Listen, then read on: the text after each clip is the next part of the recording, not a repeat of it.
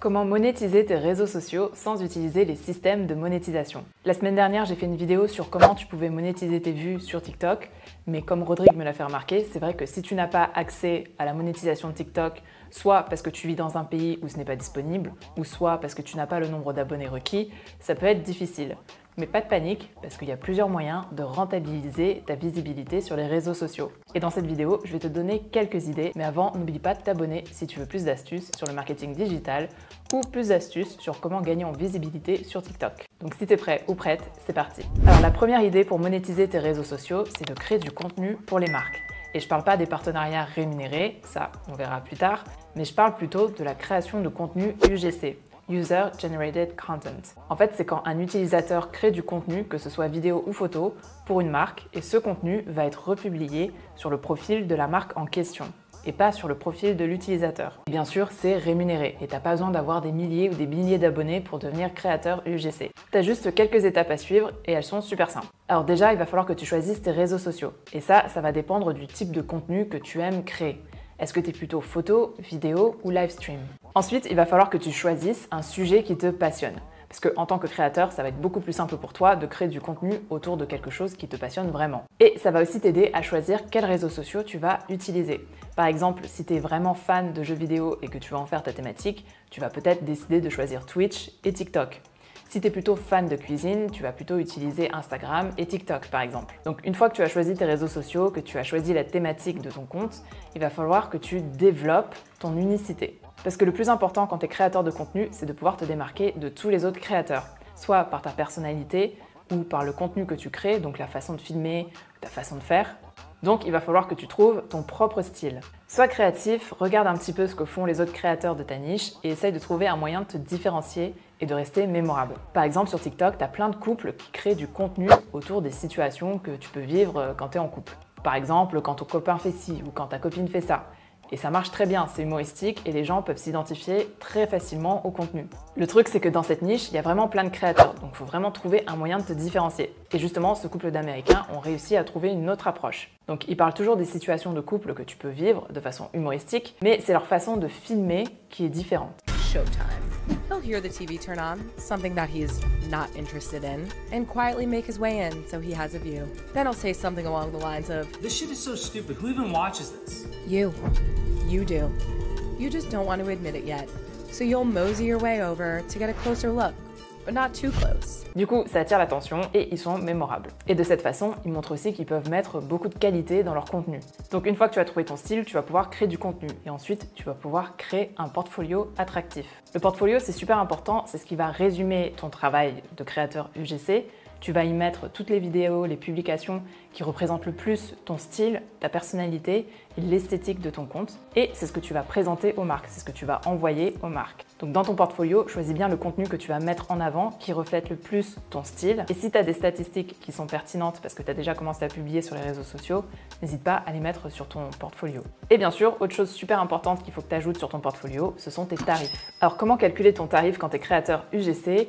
C'est un petit peu difficile parce que tu n'as vraiment pas de barème spécifique, mais il faut que tu sois quand même équitable. Il faut que ce soit bien pour toi, mais aussi pour la marque. Et donc pour ça, il faut que tu prennes plusieurs éléments en compte. Est-ce que tu es novice? Est-ce que tu as beaucoup d'expérience? Quel type de contenu tu proposes? Est-ce que c'est beaucoup de travail? Combien de temps ça te prend? Est-ce que tes publications ou tes vidéos de manière générale rapportent beaucoup d'engagement? Si tu as un doute ou si tu ne sais pas vraiment quelle est la moyenne appropriée, tu peux faire quelques recherches sur Google ou sur des groupes Facebook, dans ta niche bien évidemment, et tu regardes un petit peu ce que les créateurs proposent comme tarif. Et bien évidemment, tes réseaux sociaux, c'est aussi un moyen de montrer ton travail. Qu'est-ce que tu peux faire? Quel est ton style? Quelle est ton esthétique? Donc n'oublie pas d'inclure le lien de tes réseaux sociaux dans ton portfolio.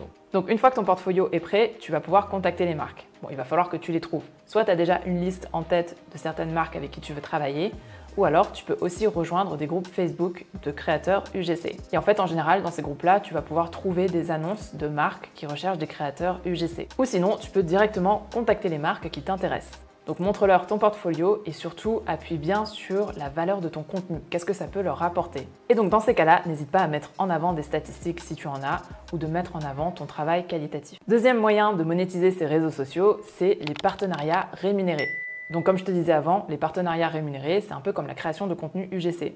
Sauf que, au lieu que le contenu soit publié sur le profil de la marque uniquement, il sera aussi publié sur le profil du créateur. Et en général, c'est pour promouvoir un produit ou un service. Il y a vraiment de la promotion derrière. Alors bien évidemment, l'un n'empêche pas l'autre. Tu peux être créateur de contenu UGC et faire des partenariats rémunérés aussi. Comment tu peux obtenir des partenariats rémunérés? C'est un peu le même principe que la création de contenu UGC. C'est les mêmes étapes. Il va falloir que tu trouves un sujet qui te passionne, que tu choisisses les plateformes, donc les réseaux sociaux sur lesquels tu vas créer du contenu, que tu trouves une façon de te démarquer, donc de trouver ton style, et ensuite juste de créer du contenu, de te rendre visible. Et tu peux aussi te créer un portfolio, mais à la différence d'un créateur de contenu, tu vas pas forcément mettre en avant les mêmes spécificités. Par exemple, quand tu vas définir tes tarifs, forcément les critères vont être différents, parce que la vidéo sera publiée sur ton compte, donc il faut que ce soit assez avantageux pour la marque. Donc le taux d'engagement de tes réseaux sociaux, c'est super important, le nombre de followers que tu as, le nombre de vues en moyenne, de commentaires, bref, est-ce que ton compte est vraiment engageant? Et bien sûr, tes tarifs vont varier aussi en fonction du travail qui va être demandé, quel genre de vidéo tu vas faire, est-ce que c'est plutôt une vidéo longue, une vidéo courte, sur quelle plateforme ça va être publié. Et t'es pas obligé d'attendre d'avoir des milliers ou des milliers de followers pour attirer l'attention des marques, au contraire, si ton compte il est super engageant, même si tu as 1000, 2000, 3000 abonnés, ça peut être super bénéfique pour une marque. Ce que tu peux faire, c'est de déjà commencer à créer du contenu entre guillemets gratuitement pour les marques. Si tu es fan de photographie, que tu adores ça,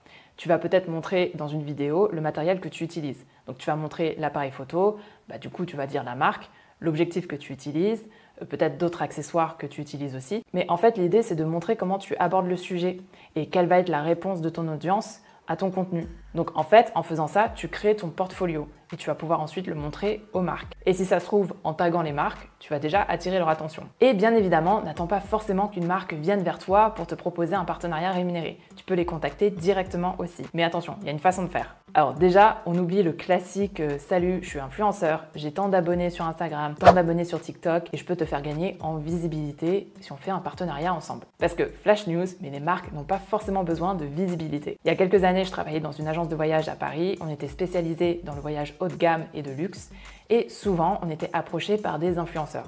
Donc même refrain, voilà, on a tant d'abonnés sur Instagram, du coup est-ce qu'on peut avoir un voyage gratuit ou un séjour dans tel hôtel gratuitement? Et en échange, on tag le nom de l'agence et vous allez gagner beaucoup de clients, vous allez gagner en visibilité. Le truc c'est que pour nous, c'était pas forcément quelque chose d'utile parce qu'on avait suffisamment de clients et surtout on voulait rester confidentiel parce que ça collait très bien avec notre image de marque. Bref, tout ça pour dire qu'avant de contacter une marque, fais tes recherches.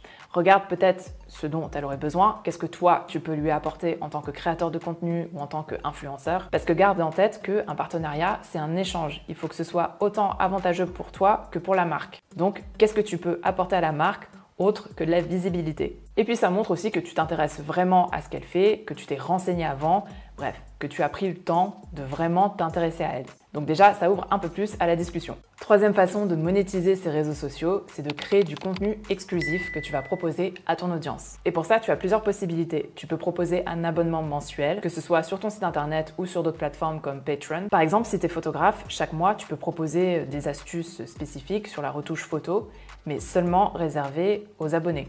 Deuxième possibilité, tu peux proposer des webinaires privés ou des lives privés. Et en fait, en faisant ça, ça te permet aussi de créer une relation privilégiée avec ton audience.